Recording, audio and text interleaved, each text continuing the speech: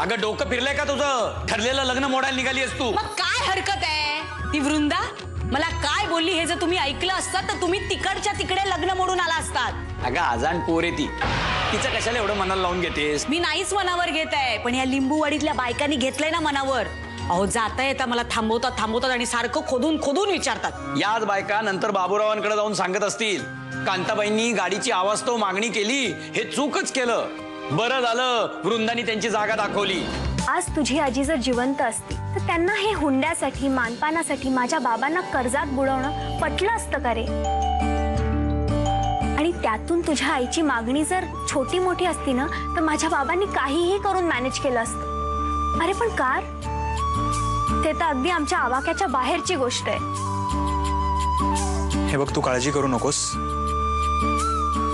मी बघून घेतो. थोरल्या मुलांनी फटफटी घेतली म्हणून त्या बिचाऱ्या बाबूरावांवर गाडीचा भार टाकायचा होय? परवडेल का त्यांना? आणि आपल्याला तरी झेपेल का? आपल्या खिशाला झेपेल का तो खर्च नसत्या शोकाचा?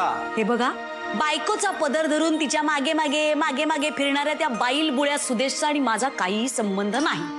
आणि ही जी गाडी मागते ती तुमच्या माझ्यासाठी नाहीये, ती आपल्या प्राचीसाठी आहे. प्राचीचा काय संबंध आता? कसा नाही? सुवर्णाच्या लग्नात जी चूक केली आहे ना आपण, ती मला प्राचीच्या लग्नात उगाळायची नाही.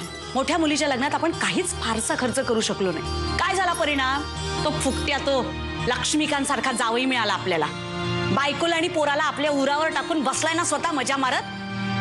मी काय म्हणते, प्राचीच्या लग्नात हुंडा म्हणून आपण ही गाडी दिली ना तर निदान एक चांगला मुलगा मिळेल हो तिला नवरा म्हणून आणि आपल्याला जावई म्हणून. तेव्हा मी काय सांगते ना ते नीट लक्षात ठेवा आणि घरातल्या सगळ्यांना सांगा, या माझ्या निर्णयात जर का ढवळाढवळ केली तर मी खरोखर यावेळेला आत्महत्या करीना, सांगून देते. मग म्हणू नका काही. अगं कांता कांता कांता, हे बघ रागावू नकोस आणि आत्महत्येचा विचार डोक्यातून काढून टाक. कसला विचार करताय एवढा? हेच ग, पैशाचं काय ताळमेळ अजून जमत नाहीये. मला भीती वाटते मंगला.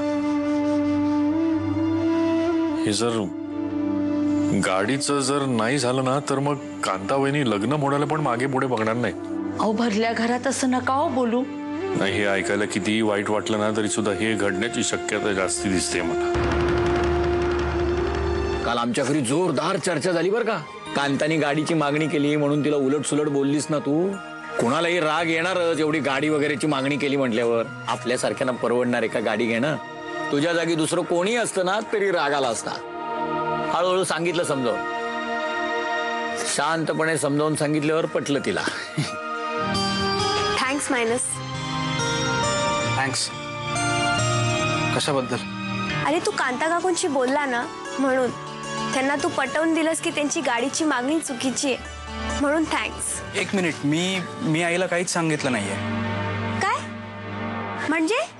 मग त्या कारची मागणी मागे घ्यायला तयार कशा झाल्या? कोणी सांगितलं तुला आईला कार नकोय आणि तिने कारची मागणी मागे घेतली म्हणून? म्हणजे आईला कार हवीच आहे. तुला स्वतःलाच कार हवी होती तर कालच स्पष्ट सांगून टाकायचं ना मला. उगाच खोट्या आशा कशाला दाखवल्यास? वृंदा का ऐक माझं. वृंदा, तुमची मुलगी मला बेशरम म्हणाली ना, आता बेशरमपणानेच विचारते, काय करताय काय गाडीचं? नाही करतोय ना, म्हणजे प्रयत्न करतोय पैसे मिळवण्याचे. जोपर्यंत त्या गाडीची चावी माझ्या कमरेला लागत नाही ना तोपर्यंत प्रसाद बोल्या चढणार नाही. लग्न फिसकटलं तर त्याचा दोष माझ्या माथी मारायचा नाही. नाही हो, तशी वेळ नाही येऊ देणार मी करतो काहीतरी व्यवस्था. येतो. मला माहिती आहे की तू मला माझ्या आईशी बोलायला सांगितलं होतंस, पण गाडीच्या बाबतीत मी आईला कन्व्हिन्स नाही करू शकलो. मी म्हंटल ना जाऊ दे म्हणून. खरं तर तुझ्याकडनं नको त्या अपेक्षा ठेवून माझंच चुकलं. So just forget it, okay? Vrinda, तुला आज मी एक असं प्रॉमिस करतो की जे मी जन्मभर पाळण्याचा प्रयत्न करेन, अगदी मनापासून. मी तुला वचन देतो की तुझ्या ताईला लग्नानंतर मी सदैव आनंदी ठेवण्याचा प्रयत्न करेन. प्रॉमिस.